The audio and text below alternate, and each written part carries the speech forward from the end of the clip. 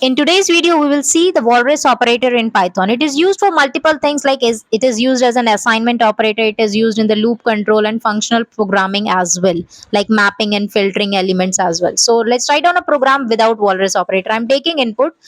Until and unless data goes to quit, it will continue giving you the input option. Now I'm writing the same program using Walrus operator. In this case, you can observe I'm not taking any input separately. I'm writing it into the same line. While data Walrus input not equal to quit, then it will just print you entered this data. You can observe in the first one I'm giving it another chance to enter the input, but in the second one I'm not giving it. So let's test it. Now I'm writing some random numbers just to test the first program that we have without Walrus operator. So if you can see, I am writing it until and unless it goes to quit. Now it has been quit, like nothing comes up after quit. Now this is with the Walrus operator.